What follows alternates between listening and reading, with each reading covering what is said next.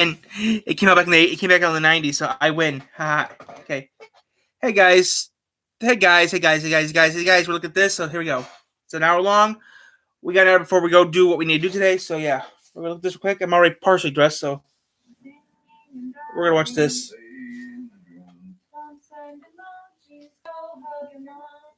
Go listen to something different, cause this is stupid. I own a Kia, not a Volkswagen. You guys want to pump your own gas in Jersey, so pump your own fuel. People in Jersey and no, it's funny if you think about it. It's pretty funny though. People in Jersey and Oregon don't pump their own gas. Stupid. So let's watch this and we'll do something else. Most of this is supposed to be Fox. This is gonna be Fox Kids stuff, so we're gonna watch it.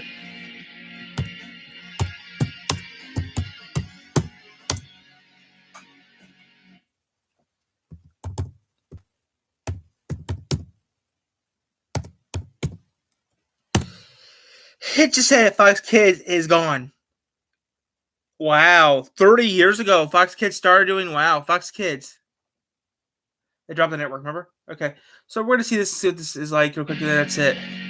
Next year, I have to make a video on that. 30 years ago. Only 10 years though. That sucks. I don't know what this is. So I never watched this game before. So yeah. If I knew these guys, I'd ask them to help me out. Mario!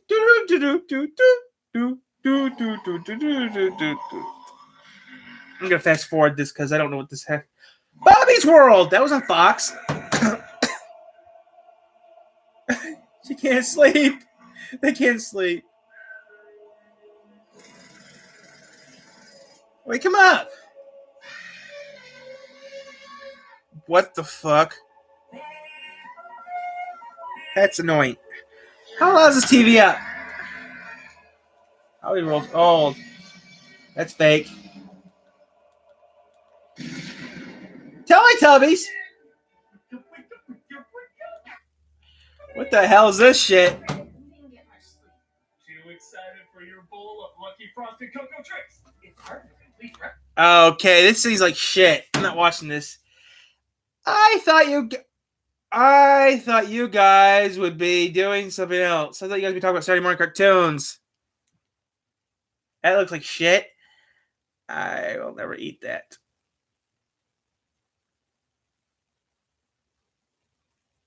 Up at 6 o'clock in the morning.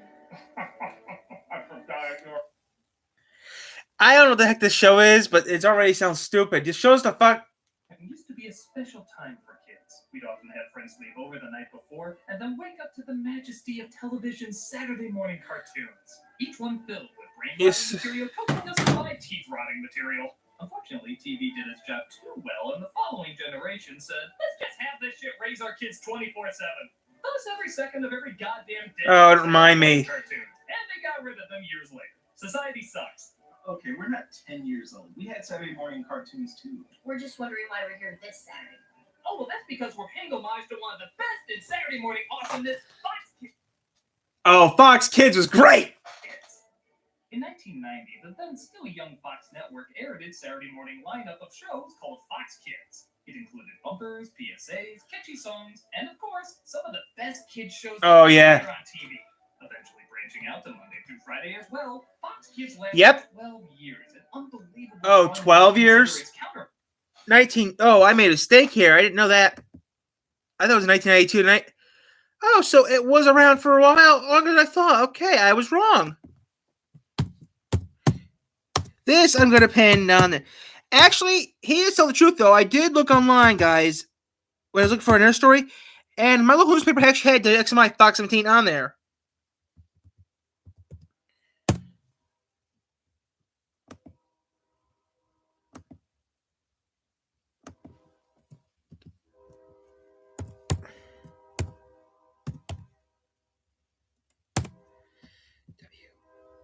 WSJV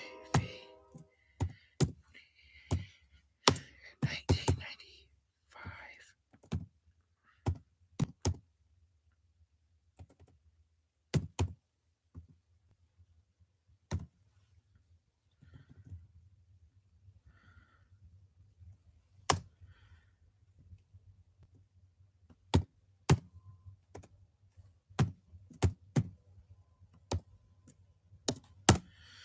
Yeah, guys. Now, the H&M Fox 48 is now gone. It's been gone since 2016, to my knowledge. WPT22 bought the rights to Fox 48, which is now a descendant of H&I. Which I have antenna there. I picked it up the other day, so I picked up AH&I. Well, okay, guys. So let's start talking about the bull crap and just start doing the working. Because I made it let air. No, there's two versions of Carmen Sandiego, guys. The 90s version was on Fox, then there was the earlier version that was on PBS. So here we go, guys. Part of Disney Afternoon lasted only 7 years. While half of these shows can still be viewed today, some of them have sadly never gotten a DVD release or were never aired again. So keep in mind, we're not going to look at every single show that aired on Fox Kids because, like I said, Beetlejuice. Let's stay on. Batman. Inspired and memorable parts of the greatest Saturday morning lineup there was. So, with our sugar-coated poison in hand, You did. Wanting to watch what the older kids are watching. hey guys, did we watch the shows too? And Power Rangers and Beetlejuice. Power Rangers still there. It's not Sesame Street. It's bad for them. I'm sorry, kids, but you're too young to see this kind of stuff. I'm older than half of them over there. Shoot. Ha. Kids, are you enjoying Saturday morning? Yes, Sam. That's good. I'm gonna go make some waffles on the stove just for you. Do we have a stove? Figure out how that happened later. This is Fox Kids. I actually have Old Maker. Fox Kids. Actually, I'm too old for this. I'm actually Tiny Toons, Bobby's World, T-Devil is on Fox. Okay, couple of shows after a while went to the WB, then Cartoon Network. Okay, Fox Kids borrowed it. I mean, okay, if they don't show shows, let's see if I've seen it or not. So here we go. This might be a little bit. I have to leave it left. I'm gonna have to leave it after 8:30. I have to leave around 8:30. Tasmanian Devil. That's on WB now. That was on WB Fox. WB Cartoon Network. Joker. Remember that Tom and Jerry.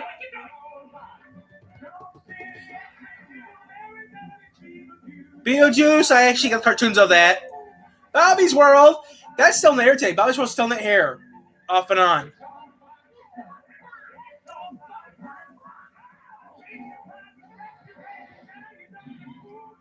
I just watched this on an older TV.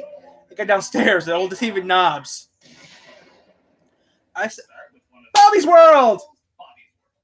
That's... This is like if Calvin and Hobbes were made by Ned Flanders. Hey, it's a lot more than that. Sounds pretty epic. Bobby's World's good. Bobby's World was based off of the little boy voice that comedian Howie Mandel did for his popular stand-up. That show survived. Big feet. I didn't realize Bobby had that. But... Because the 90s were a strange time where crude Oh, half these shows I've never seen. Give him one of his own.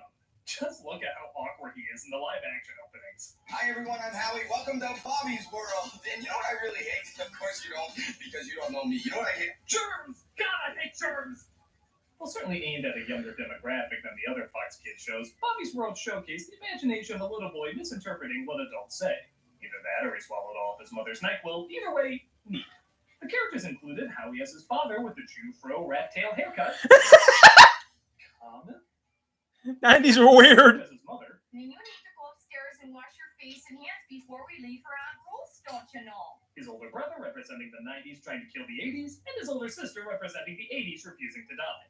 Along with Uncle Ted to give his obligatory fart joke. How come you can make bubbles without putting your face in the water? Tell you what, Bubble, let's just keep that our little secret, okay?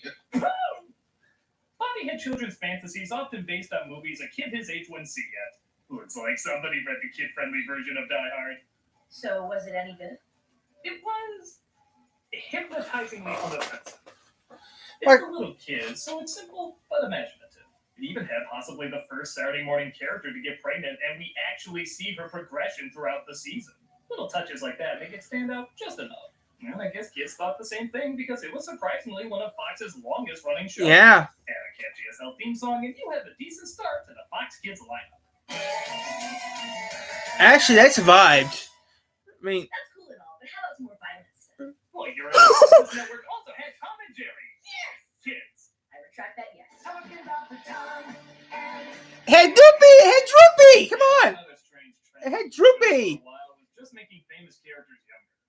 there's anything better than seeing someone brutally dismembered and maimed, it's seeing it. What about Droopy? Droopy was on there too. Finally, somebody gets it. Droopy! I had issues. It was pretty much the same thing as the regular Tom and Jerry cartoons, except it was done with kids. So the slapstick wasn't nearly as violent and therefore not nearly as funny. Granted, it had other characters too, like Spike and his son Tyke, Droopy and his son Dripple. Yeah, And Droopy! Very younger if they're counterparts at the same age. And how is Skyfall a prequel if M is in GoldenEye? Also, how did minions exist with dinosaurs millions of years ago? This is a road you don't want to go down. Minions don't count. Droopy! Just don't worry about that. I remember Droopy. Droopy was good. Droopy's been around for years. Droopy's been around for... Much like Bobby's World, this was obviously meant for smaller children, so it was tamer and more gentle than previous versions. So not good. But for little kids, it gets the job done, I guess. I need to get It's some better than other outings Tom and Jerry have had recently. Oh, that one was alright. It lasted a few seasons, though, so it obviously had its fans. It's not the cat and mouse team. I remember that. It was also on Turbo Broadcasting for a while. Harmful enough to be Tom and Jerry, but it was harmless enough to be a decent distraction for little kids. Tom and Jerry kids. Tom and Jerry kids. Well, let's get to something more grisly and adult. Peter Pan and the Pirates. Let me explain. Never seen that show. Peter Pan and the Pirates, never seen it. Guys, I'm just gonna get some pants on because I need to put pants on for work. I got business stuff to do today, so I want to get pants on real quick.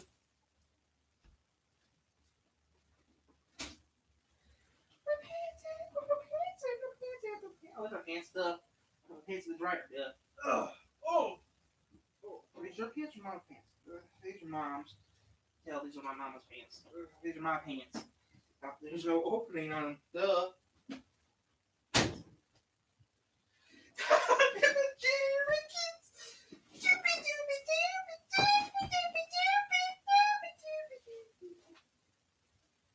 I gotta go work in a. I gotta do cities. I gotta go downtown. I gotta go to City Hall spend the next hour at City Hall, pissing at yelling at someone for the next 2 hours down at City Hall. I hate doing that, but that's what you gotta do nowadays. Since you're an adult, you have to go to City Hall and piss at them. We all know the classic book, play, Disney film, and childhood scarring, but few adaptations of Peter Pan ever captured the darker and surprisingly more adult take of the original J.M. Barrie story than this one. I know that sounds strange, but this was actually a really great show. They were Never seen it. The concepts from the original book and pushed them even further. Probably show I've never For seen. example, Peter steals the pirate's shadows, and what happens? They walk upside down because they've lost their anchor to the ground. That's so creatively strange, but it weirdly makes sense. I have sex tonight. Peter's gone for too long and forgets about everybody because he's distracted by Wendy's future daughter in the real world, who he brings back to Neverland to meet her future mother, despite them being roughly the same age. Bye, Uncle Michael.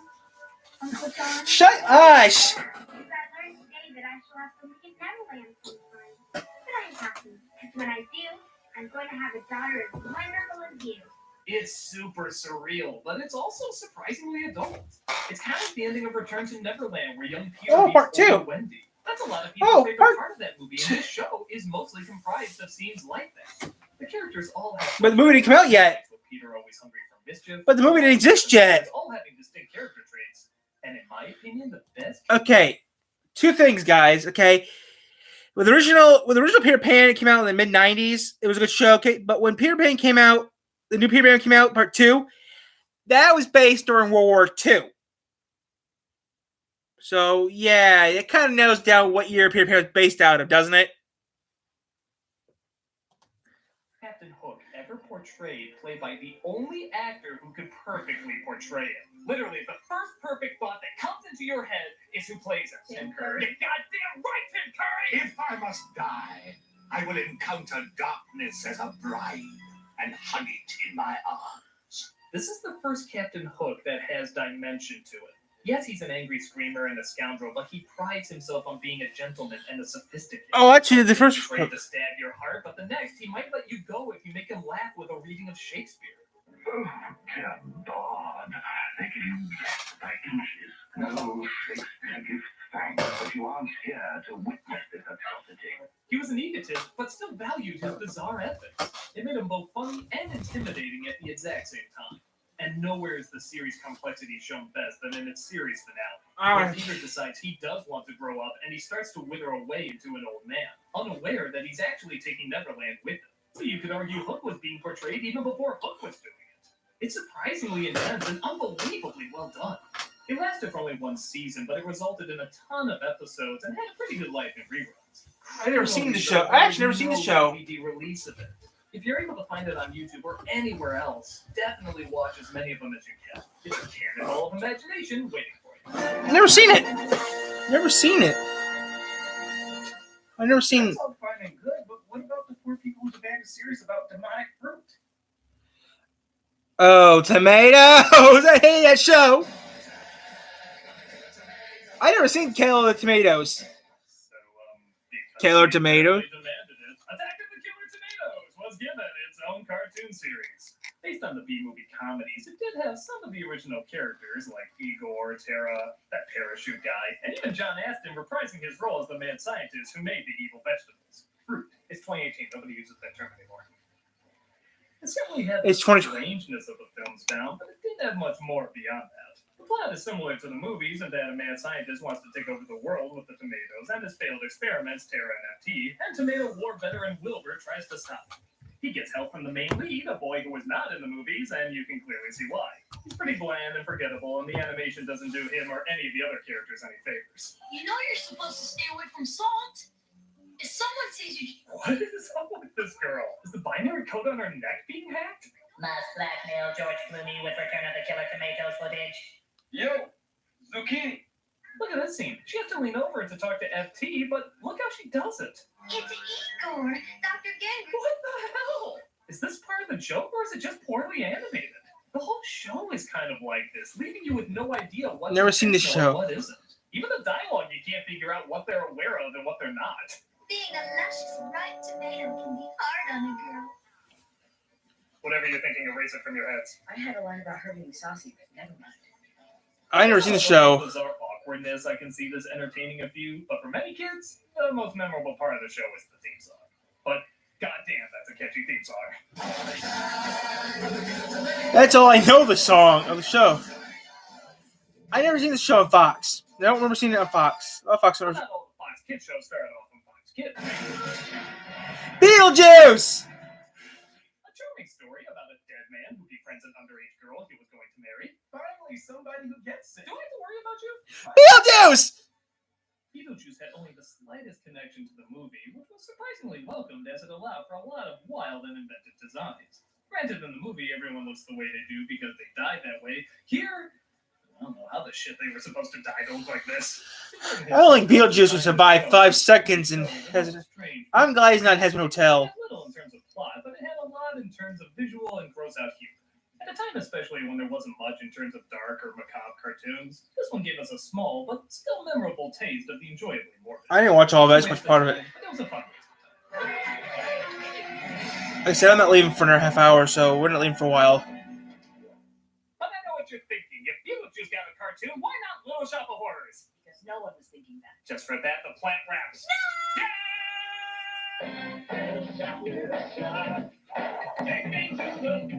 Little Shop is based on the musical interpretation about the man-eating plant, except Seymour is now a little boy, the plant raps instead of sings, and absolutely none of it looks completed.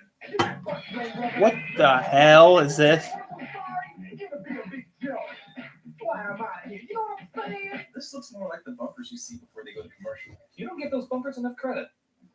The focus of the I never seen the show. plan is trying to get Seymour to win the girl and defeat the bully, while also running a plant shop that's constantly infested with bad musical numbers. My business is a bust. Business, what a joke. God, I wish this had the original cinematic ending. Why is he even shocked the plant is talking? The flowers act as backup singers all the time. Wow. The plant is talking, his lips move so rarely. B is for computer training, meaning hard, and I guess I can give credit that for a show that had a budget of monkey feces, the backgrounds are at least creatively simple. I mean, I'm sure the layout artist had 2 minutes to color these on Mario Paint, but there is at least Mario Paint? in between the poorly animated sections. Oh God, he's having a stroke. Nope, that's just a bad show. The writing doesn't make any sense either. The girl in the show is obsessed with a refrigerator. I'm going to repeat that. The girl in the show is obsessed with a refrigerator, and they never explain why. It's the most beautiful thing I've ever Do seen. I have to bring a television antenna with me? Really cool. Question. You guys have a roof? Okay. Any questions? Yeah, Tyler, I have one. Do I need to buy a television? Question. I'm bringing do you guys have a television antenna on your roof, or do I have to bring one? I have a question for you guys. Do I have to bring a television antenna? What? An antenna. I'm bringing a television up there with me. Never seen the show. I said this has little redeeming value, but I'm sorry. I have to reference a Little Shop of Horror cartoon show in the 90s where the plant raps. I know you think it's a crime it exists, but it's an even bigger crime to act like it doesn't exist. The show lasted only 13 episodes before it was yanked, and you can see why this fertilizer didn't get far. Alright, at least it came on for a little. I'm noticing a pattern of characters that most likely wouldn't make a good show. Not making a good show? Were there any existing characters that allowed for clever writing or intelligent dialogue? Couple. Tasmanian Devil. Yes, really. That's on Turner Broadcasting now. Warner Brothers was given the task of turning one of their most profitable Looney Tunes, the Tasmanian Devil, into a hit show. How do you do that, though, when his dialogue is mostly... Well, they ingeniously make everyone else very well spoken, even to the point of it being ridiculously overwritten. Accumulated portfolio stock with a net yield of no less than 36% per annum. There's nothing like a paper and a recliner craft chair for a man after a tough day of doing whatever it is I do for a living. To rekindle the lost flame that connects our souls with the true harmony of the universe. I never seen the show. Technology's the culprit here. Science be blamed. Because of this, not only did Tasmania have a distinct sense of humor, but its writing was surprisingly ahead of its time, along with other shows like Duckman and Simpsons. Yes, really. Based in the land down under, where Wacko Warner sings the theme song, Welcome to a land that's way under down under. Taz lives with his talkative family, interacting with his talkative friends, and partaking in the conversations as little as possible. Much like the other Warner Brothers shows, there's a lot of fourth wall breaking, a lot of slapstick, and like I said, surprisingly a lot of talking. Again, from a show where the main character talks like this. Though not talked about by many, Tasmania still had an impressive 4-year run. Yep. Good animation, good timing, and actors who have to talk a surprising mouthful for a show about a Tasmanian devil. Ferociously intense, not that he's likely to make much progress, given his choice of methodology. Got a house to show, a career seminar to attend, some charity work to do, and a dinner party to prepare. So my schedule's pretty much open. It's so strange this would be both as funny and as... I remember this show. But maybe that's part of the bigger joke. Cell phones, cell phones. Dialogue-focused slapstick children's show was around this guy. Shall we pause to consider this irony? Maybe later. Sadly, there's only a few DVD releases of this show. Okay. A lot more. The episodes you can find, though, are a ton of laughs and had a lot more work put into them than they probably deserve. To put it short, Tasmania is a heck of a spin. Come to Tasmania. We need you. Nothing. I'm watching Tiny Friends! Toons on Nickelodeon. Very innocent, wholesome quality. You listen to Buck Smoke. Tiny Toons is a good show. Tiny Toons is a... Well, Tiny Toons is up next. We're tiny, we're tyranny, we're all over. Because that scene always bothered me. It wasn't on Nickelodeon, it was on Fox Kids. And they didn't do stuff like sing the wheels of the bus go round and round. Actually, he is right. It was on Nickelodeon. Shame on you! Oh my god, okay. But Tiny Toons was on Fox Kids and Nickelodeon. Wait. Actually, yeah, he's right. Tiny Toons was not on Fox. Tiny Toons was on Fox Kids, and it was also on Cartoon Network. It was never on Nickelodeon. He's thinking of Maniacs. Or They got so many things wrong about that clip. It was a good, decent show. It just been building up for a while. It's not your fault. I know. Jerry Seinfeld's an idiot. It's not your fault. I know. It's not your fault. I hate this thing because this thing gets tiring every 5 fucking minutes. I hate this cartoon. I hate this cartoon.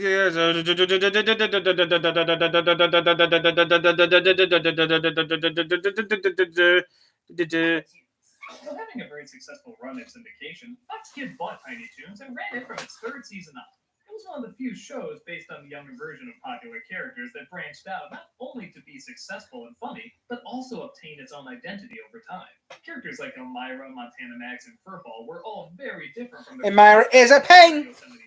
We're tiny, we're toony, we're all in a loony. Leaned towards being more kid-friendly, but when it went to Fox, they broke out more of the classic Looney Tunes humor, with celebrity jokes, in-jokes, satire, a Buster that sounded eerily close to the Crypt Keeper. Tools from the crypt. It played so well that one of the most popular characters, Plucky Duck, was given his own show that same year. Yeah, so what was that? It's complicated. You see, the first episode of the spin-off was actually hilarious. They're acknowledging he's getting his own show, but he abandons it to try and be Batman in Tim Burton's next movie. It's amazing how funny it is. The violence, the satire, the jokes. Tim, I should be Catwoman, you know it. Look at me. It had a ton of viewers rolling on the floor with laughter. It was I remember that. That sounds great. What happened? That was the only new episode. They weirdly just started showing clips from other Tiny Toons episodes where Plucky Duck was the focus. So what was supposed to be the Plucky Duck show just became the best of Plucky Duck, a clip show. Maybe this was filler for a show they didn't make in time. Maybe they only animated the pilot but pulled the plug like what they did with the Elmira show. Whatever they did, it faded quick, resulting in only 13 episodes. Regardless, we still got a pretty funny first episode and a ton of great material from the original Tiny Toons, giving it a memorable and hilarious run. But not every show gets the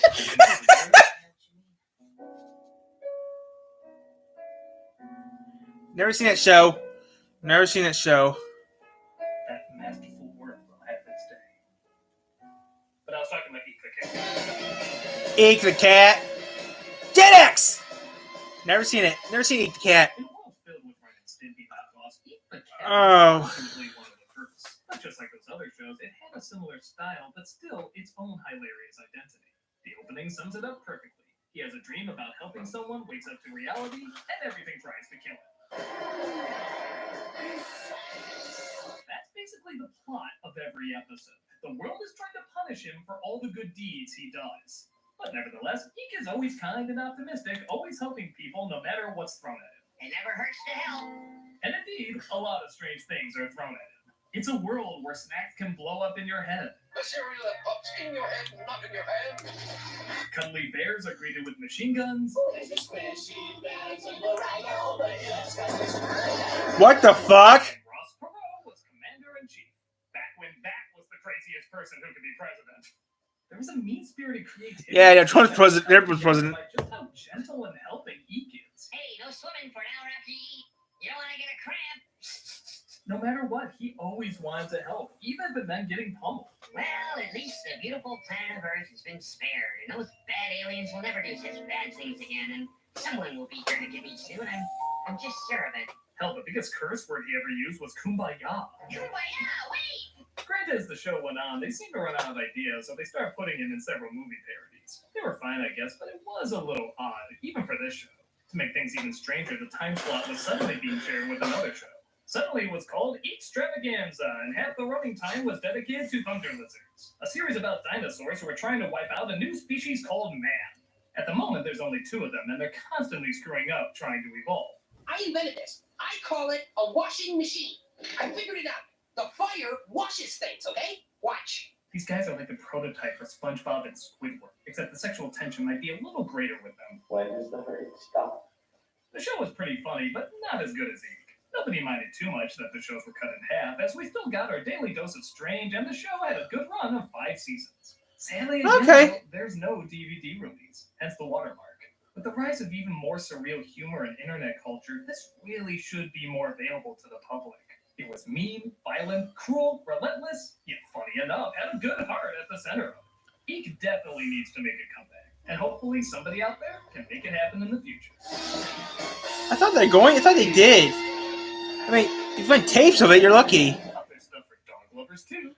Oh. City, for example, lasted for 3 seasons. Remember that show, It's a kinda. short film from another TV series. The show opened in the puppet world, where an animator created a private eye show about a detective named Ace Hart. It then jumps into animation as Ace constantly battles the gangster Bugsy Vile with the help of Chief Rosie O'Gravy and paper pup named Eddie.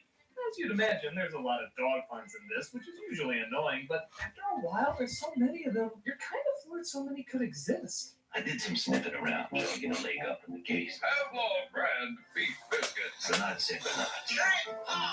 Not much bark, but what about our bite? Station WFID Pinocchio. Sometimes one can scrap short of a full doggy bag. I'm annoyingly intrigued.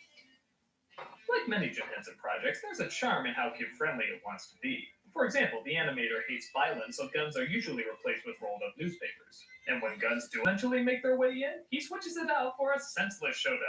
It's kind of adorable. I begin to wonder what is senseless, but is it as senseless as running with scissors? I think not. The strange thing is, Fox would do another dog detective show called Droopy! Detective. Droopy Boomerang. It's the same obsession Disney Afternoon had over ducks. Did they just think this would be the next big thing? Did they even watch this show? Droopy. It was canned pretty quickly. Dog City had a pretty decent run. So I guess if you're a dog detective person, I'm a cat detective person myself. Oh, I've never seen Dog it. City is cute enough to give up viewing.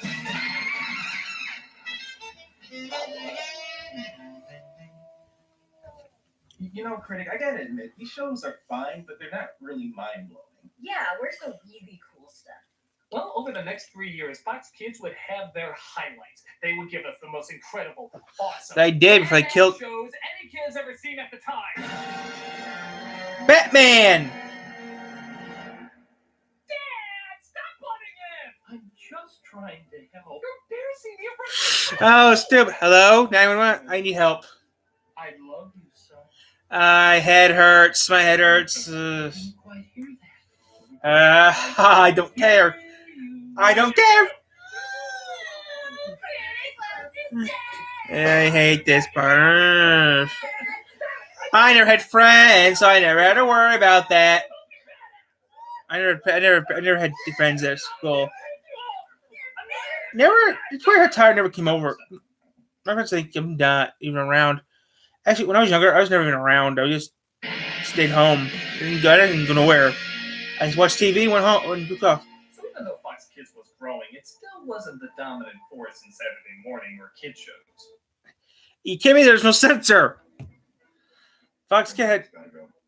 Oh, she's family. Like daughter, like mother. She uses my shit without permission.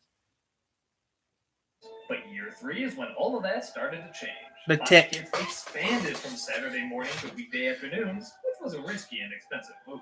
If they wanted kids to constantly be watching, they needed some Spider-Man. to keep them hooked. Spider-Man stayed. X-Men, don't remember that one. Animaniacs, Nickelodeon. Now, I've talked to death about these shows in the past, so I'll do my best to talk about something different about the Digimon came on. First, Batman the Animated Series. After 2 wonderfully dark Batman movies, an animated version of The Dark Knight not only won both kids and adults over, but it served as a game changer for Batman in general. A lot of writers went on to several other Batman canon projects. Several characters and backstories created for the show made their way to the official Batman lore. And even to this day, when most people read Batman comics, the voices that pop in their heads are always Kevin Conroy as Batman and Mark Hamill as the Joker. Yep. It's hard to read them without making that connection. Wherever you go, I'll be right behind you. Same thing with anime. Same thing with manga. Unlike other kid shows at the time, Batman took years to develop, resulting in a unique style not often seen in many animated series.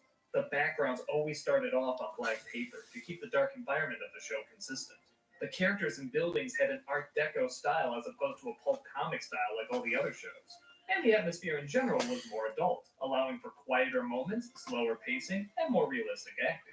There was no other animated action series that looked like this at the time. And now, every animated action series is trying to look like this. No. It was the perfect tightrope between too playful and funny and too dark and gritty. It seemed like it incorporated everything. It felt true to the comic roots, worked in the adult side of the movies, had a good laugh at the campiness of the situations, and yet somehow also felt like its own unique vision. It's just as good today as it was when it first premiered, and no other Batman show has ever topped it. Think about it. After all these years and all the other incarnations that have come out, no other show has done Batman as well. It's just as clear today as it was years ago why this was a huge game changer.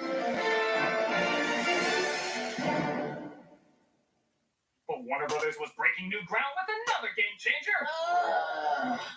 What? I was just talking about Animaniacs. Oh, I see. You guys think I talked about it too much, huh? We're tiny. We're tiny. Prostitute, you'd have paid off 5 of our house loans. Yeah, what? Did they say you're a cat or something? No. But through the magic of wishful delusions. Now they have. Fine, I'll keep it short. Seen as the follow-up to Tiny Toons, Animaniacs was a variety show that stepped up its game. Every episode had a plethora of great songs, memorable characters, hilarious animation, but most important of all, brilliant writing. It was truly the closest we ever came to experience the fresh comedy of the original Looney Tunes. They had the great comebacks, the violent slapstick, the imaginative take on the world we all wanted to experience. This must have been similar to when people saw a Bugs Bunny cartoon for the first time on the big screen. There was just an excitement that you were going to see something clever, funny, and filled with so much energy they felt alive. Along with Batman and Tiny Toons, it was one of the few shows that had an entire orchestra providing the music. And speaking of which, the brilliant songs are still being used by kids today to pass countless school exams. In fact, they even keep updating the songs to coincide with the constantly changing world. In fact, these songs even went on tour with songwriter Randy Rogel and actor Rob Paulsen singing their infectious earworms. They're still that popular. It seems the show was so popular that it's even being rebooted. In 2020, these characters are coming back to give their take on modern-day insanity. It's true. The shots they can take with the internet, trends, politics. Is that Castro? To see where this can go. Will it be as good as the original? I guess only time will tell. But one thing's for sure, we'll always have these timeless, classic, Oh hilarious crap! characters I gotta to pee. look back on. Oh.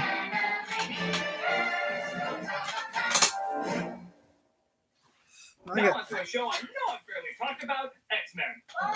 I never seen X-Men. Knock it off. You've talked about this show so many times. There's nothing. Come on, talk about Digimon or something.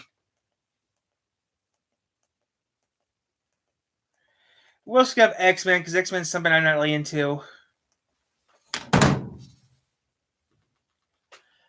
Think so? Yeah.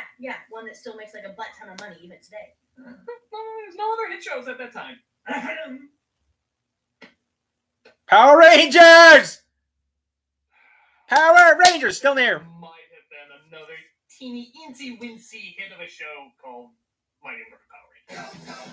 Power Rangers, that stayed on the air. That's actually on there today still. It's no secret I never got into this show, even as a kid. It was just Me either. so dumb. At the same time Batman and X-Men were on, we had About that double date we talked about? Yeah. Idiots. dumb. But okay, let's talk about it a bit. Because on the one hand, it is a brilliant marketing strategy. 5 teenagers With attitude. are summoned by Jabba the Fuzzy Mouth to stop a space witch named Rita for her crimes of bad lip syncing. They first do a martial arts fight against a monster of the week, and then they grow in size and use giant robots in a fight against Los Angeles Japanese mountains. So, yeah, the setup was pretty obvious. Shoot American actors for dirt cheap, and then cut to Japanese stock footage from another hit show in Japan. Power Rangers, of course, turned into a huge hit, which meant as long as they were still making shows in Japan, God, they'll never stop! They could keep making shows here. Power Rangers was not only the longest running series on Fox Kids, but it surpassed it. Even after Fox Kids shut down, the show still continues to have an impressively Yep, it was on ABC, now Nickelodeon. Spin-offs, storylines, reunions, callbacks, and tons of B-movie monsters to fight.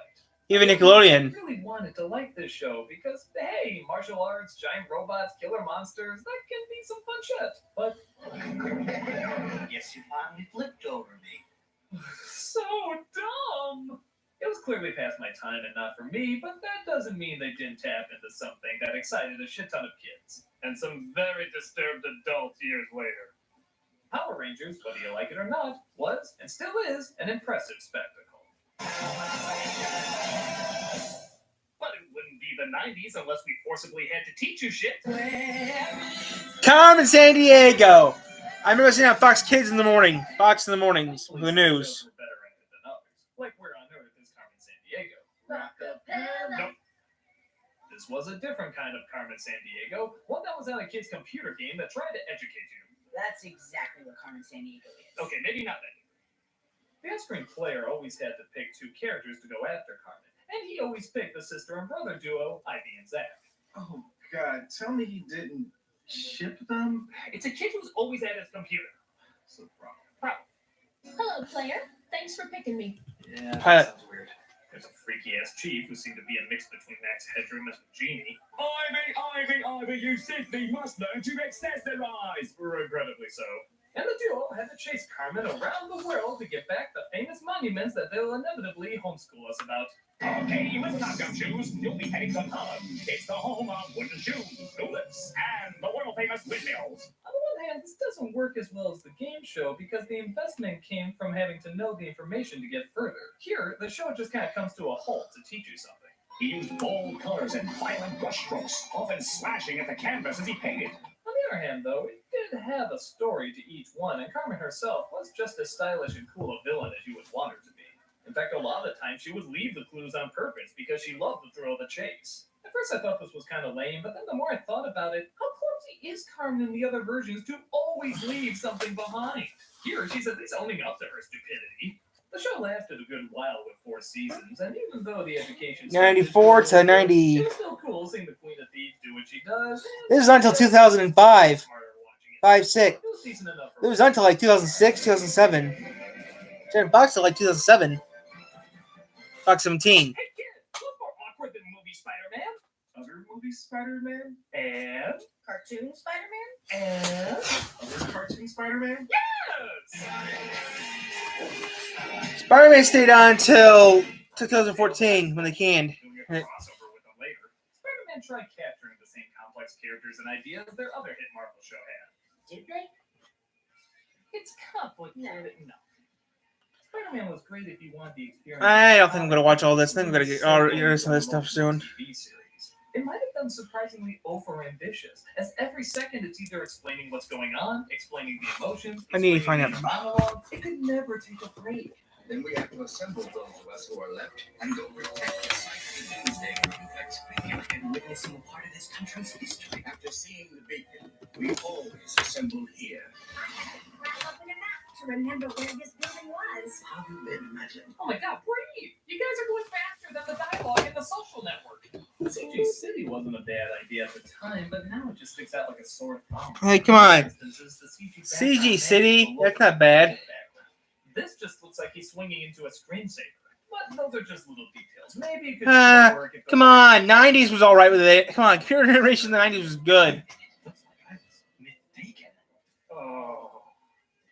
But again, to its credit, it did take a lot from the comics, trying to cram in as much as you can in a kid's show. I just think it did it too damn much. It wasn't Power Rangers silly, but it wasn't X-Men serious either. It was something in between. But it seemed to be enough, as this Marvel show lasted 5 seasons. So I guess it must. Oh, that's not bad. Last longer than I think. I think it went to the US. Some really cool things to see. That's longer. Jay is the Kingpin, Mark Hamill Ooh. is the Goblin, not Topher Grace as Venom.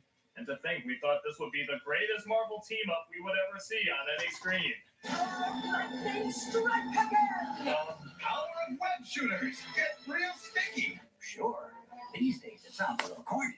Looking back, it's not as bad as I remember, but his pacing is still way too fast for us to absorb every adventure. It's got his fans, though, and I can see why. It was a huge hit, and anything that makes this a little less awkward must be doing Venom. But for my money, the best superheroes always shouted, oh, can I say it? I always want to. Good. Fork! It was one word. It was one goddamn word with 5 letters. You couldn't even say 5! I don't even know what I'm watching. Because you're saying it wrong, and I don't. These guys are nuts. And I just know I never watched these guys before. Come on, I can do Bear Fox. This is nice. Fork. Never seen it. The Tick. Well, there were comedic takes on superheroes in the past, none were quite as funny or odd. I don't remember the Tick, and I've never seen the Tick. Like, come on, if I was gonna do, I mean, one of these days I'm gonna do my own cartoon. I'll do that tomorrow, maybe. Goosebumps, never seen it. Goosebumps was on Fox. I remember that. Come on, talk about Digimon. Goosebumps. Goosebumps. Sadly, though, this is when Fox Kids began their downward spiral. Oh, geez. How long did they last after that? Just a mere 6 years. That's stupid long. I know, but here's the thing. Goosebumps, never seen it. Warner Brothers was starting their own network with their own kids programming called Kids WB. And when they started up, guess what they took with them? Animaniacs, Looney Tunes, and Batman. They even did spin-off shows like Superman, Pinky and the Brain, and their own little Japanese import that was dirt cheap to make and went Pokemon! years.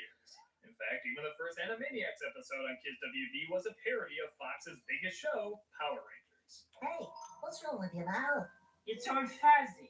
Fox would still do well, but this was a big fight for them. And many of the upcoming shows did well, but not nearly as Casper. Another Spielberg show called Toonsylvania tried capturing a darker tone on the Animaniacs formula, but sadly the writing wasn't on point and it didn't last very long. I talked in great detail about Sam and Max in another episode. It was creative, but a little too unfocused, earning only one season. And then, of course, there's... Teenage Mutant Ninja Turtles. That's like summing up the Titanic in one sentence. I need a full episode to go into what's wrong with that. Yeah. Good call. After that, Fox Kids went the same route. Digimon! Importing more and more Japanese shows after seeing not only how Digimon! put out, but also how cheap they are. Season 2.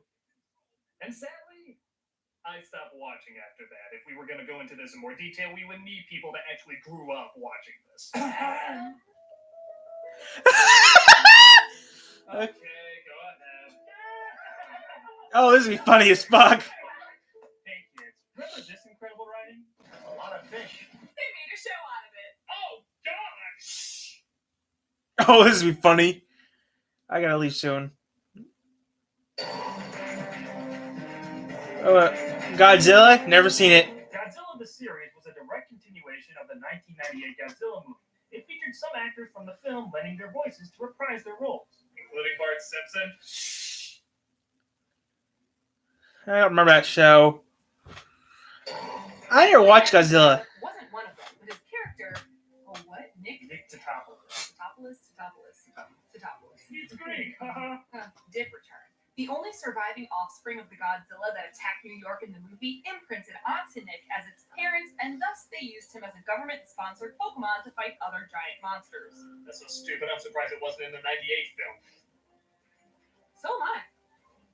The series was received pretty well by fans of Godzilla, but honestly, following the 98 film, there was nowhere to go but up. We did get some great kaiju fights in the show, though. Never seen it. So Teenage Mutant Ninja Turtles was been on Fox since And then there's Power Rangers in Space and Lost Galaxy. I never seen those. Power Rangers in Space wrapped up Wait, the show it's a Sinbad. supposed to be the series finale. As we know, that didn't It's a Sinbad. It's actually a Sinbad on there. show though, so I guess I can look past Godzilla's Power Rangers has Sinbad on there. So it actually was owned by Sinbad. And then there's Power Rangers in Space and Lost Galaxy. Sinbad. Like the Simbins, Power Rangers. Power Rangers in Space. So yeah, it was owned by Disney. It was owned by Fox Kids. Be the series finale. As we know, that didn't happen. Much to our regret. Been on for over 30 years. He's been on for over 30 years. Still airing today. What on the surface seemed like Star Trek Light actually became one of the most popular and well-received seasons in the show's history. They went much further with character development than they did in most of the previous seasons.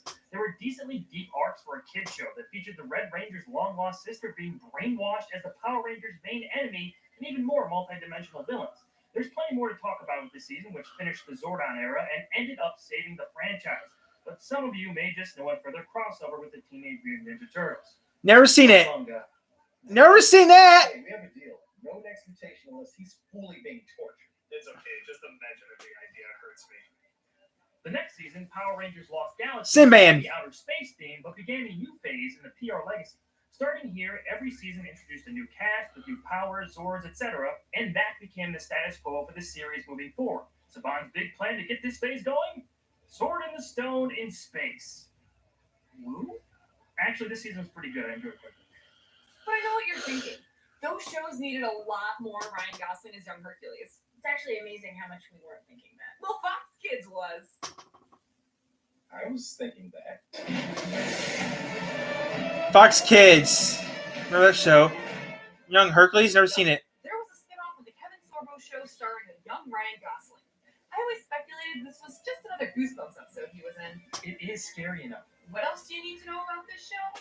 Well, I think this clip says it all. What is a performance that you've given? Something that you're Never seen insanely Young Squad. proud of? My work on Young Hercules. Really? I had a fake tan, leather pants, fighting Never seen it. imaginary monsters. They weren't really there, but I was acting like they were there. My God, I think we're all in a Goosebumps episode. We also can't forget about Beast Wars. This is one of my Never seen favorite Beast comic Wars. shows. It traded in cool cars, trucks, and jets for animals. I think I've seen this one. ants. Power Rangers was actually on. It's way cooler than it sounds. This was my generation's Transformers show, and I absolutely Yeah, I see here. I remember watching Transformers on Fox. Reboot was among the first all-CG animated series. The early computerized look doesn't hold up all that well, but for the time, it was revolutionary and set the show apart from most of the things on TV. The stories were great, the characters were great. It was just a really solid animated series. That being said, you stay away from this, Michael Bay! You hear me? Don't you dare to final red trap like a trial! For more on this series, you can check out my top 5 best episodes right here on the channel. If my face isn't on it, I don't watch it. I think I haven't heard that before. Beast Machines Transformers was the less popular sequel series to Beast Wars. Never seen it. it. Almost immediately after, and was dark, sobering, and kind of depressing at times. You know, for the kids. The change in tone and design wasn't something anyone was asking for, but it did end all the stories that started in Beast Wars and has gained a small, dedicated following over the years. Blah, blah, blah. Get to the more hardcore stuff. Oh, you mean like Frank Miller? Yeah! Wait, what? Yeah, there was a show based on a Frank Miller comic. Oh, okay, I heard of this. Big Guy and Rusty the Boy Robot was a show based on a short comic written by Frank Miller. There really isn't too much crossover between the show and the comic, with the show actually being more fleshed out than the comic. Is Samuel L. Jackson in the Nazi uniform? No. Rusty is the most advanced robot ever made, with a complicated AI and ability to feel emotions. He was meant to be the successor to Big Guy, an advanced robot that protects Earth. However, Rusty's emotional circuits and AI are young, and he therefore acts like a child. Rusty needs to learn how to be the protector of Earth. Big Guy is recommissioned so he can teach Rusty. Big Guy and Rusty was one of the more complex and mature shows in the Year 10 lineup. It was pretty interesting and unique. Although it was never my favorite show, I do remember being engaged by it and wanting to see what happened next. Big Guy and Rusty! Well, it's good to know not everything was a Japanese import. And then there was Digimon. Yeah. Yeah! 3 seasons! When Pokemon became a smash hit, Fox Kids tried to capitalize on that market and trend by introducing the world of Digimon. 7 kids at a summer camp are transported to a digital world, creatively called the Digiworld. There, they discover they are the Digidestined, who must help save the digital and real world with the help of their partner digital monsters, or Digimon. They are also given Digi-devices, which transport them between the real and digital worlds and can help their Digimon digivolve into other forms. Say Digi again! I dare you! I double dare you! Digi. Well, now I'm mad! The show was actually a lot of fun. Although it never reached the fever pitch of Pokemon, it was received well by audiences. Although there was fan demand that the anime be shown in its entirety, as the Fox Kids version was edited and changed to fit a more humorous tone than the original Japanese show. And who could ever forget that theme song? He's dead. You know, we just got that damn song out of there. You put it right back in there! Oh, I thought you were still humming DuckTales. Digimon success. We also got Monster Rancher, another monster show that was meant to compete with the success of Pokemon. Monster Rancher was first a video game before being made into an anime that Fox Kids picked up. In the game, you use discs to unlock monsters that the player trains to complete missions. In the show, a boy named Genki receives a disc to use while playing. The disc ends up transporting him to a different world where the monsters are real and created by scanning stone discs and temples. Like Digimon, Monster Rancher was edited to make it more suitable for audiences, removing more dramatic elements from the series. I remember loving the show as a kid, but honestly, it was a bit bland and basically an overglorified commercial. I gotta go in a little bit. An anime. Oh, Christ, I hit a nerve. Oh! Fox did give Spider-Man another go with Spider-Man Unlimited, a loose sequel to the '94 series while having a strange and somewhat confusing plot that sends Spider-Man to a duplicate world on the far side of the sun called Counter-Earth. Normally, this would be like a parallel dimension or something, but apparently that's not exactly what Unlimited was going for. Instead, we got a really weird, futuristic planet for Spider-Man to fight Venom and Carnage on while freeing humans from oppression.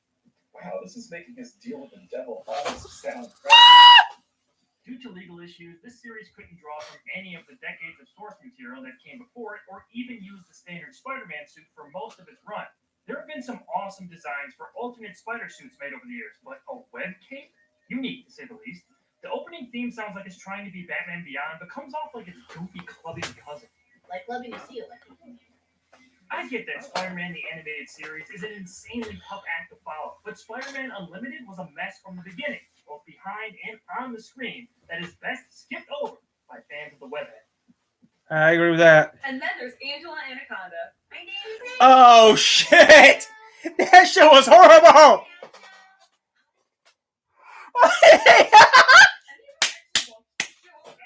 Yes.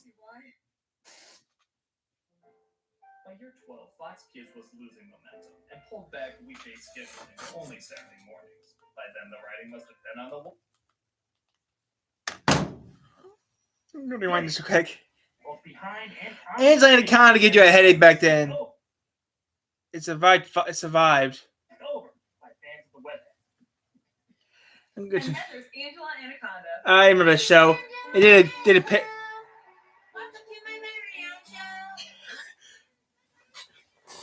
Did any of us actually watch this show? No. Yes, sort of. On Disney. By year 12, Fox Kids was losing momentum. By year 12. Weekday scheduling to only Saturday mornings. By then, the writing must have been on. I read that. So around 2001, they has to do that.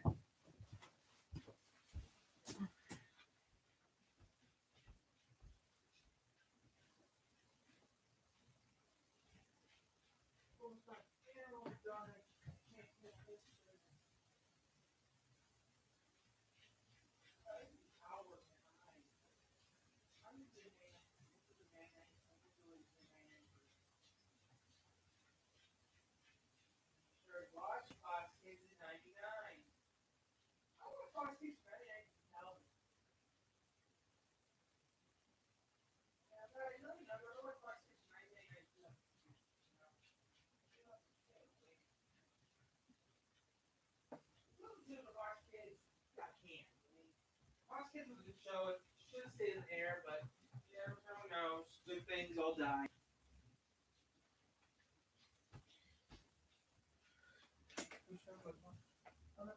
Okay, anyway, I'm gonna go outside. I'm walking uptown today. Here, I'm gonna walk uptown. Yeah. No cameras, no gear. Let's see. I'm gonna leave it. I'm gonna leave it. I don't know. Should I rock up there or right up there? If I rock up there. It's gonna take me an hour to get there and I to get home. I'm just gonna ride up there. Riding me fat. I'm just gonna ride up there and ride on home. After this is over, I'm gonna do that.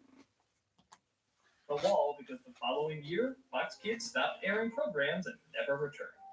Though many of these shows would exist in reruns, and there's more than enough. I mean, I know. I'm gonna rewind this again because I didn't hear this part. This is making his deal with the devil almost sound credible.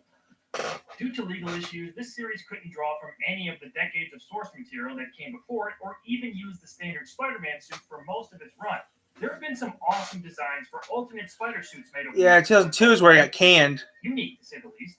The opening theme sounds like it's trying to be Batman Beyond, but comes off do some stuff later, guys.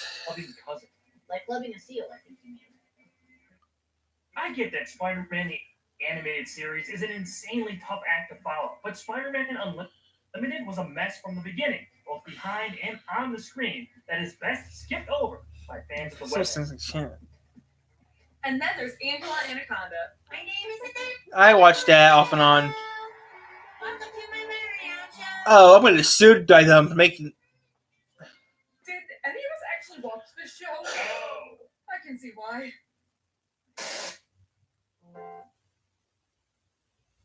By year 12, Fox Kids was losing momentum and pulled back weekday scheduling to only Saturday mornings. By then, the writing must have been on the wall because the following year, Fox Kids stopped airing programs and never returned. Though many of these shows... Yeah, it aired canned in mid-2002. Shows everywhere now. That magic collection of the right talent for the right age group at the right time never seemed as prominent. Every Saturday morning built an anticipation like no other.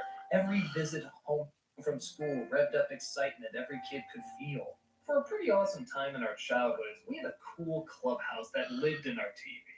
And they told us great jokes, classic stories, the latest comics, and even taught us a thing or two. It was everything you thought of when you heard the word Saturday morning. It was a perfect experience. My lord, I feel like a dick. I want to have sex. Then texting. Be more thankful to the awesome people who I'm gonna gave leave us soon. some absolutely wonderful I have to leave Saturday soon. mornings on Fox Kids. I gotta get my bag packed up off camera and leave. I gotta get going soon. Speaking of which, we should probably start getting ready for bed. What? Oh yeah, I guess we have been watching well over 12 hours of shows. So what do we do now? Well, protocol says we should be playing video games past our bedtime. Laugh and scream at basically nothing. And have deep philosophical talks while trying to go to sleep. Sounds good.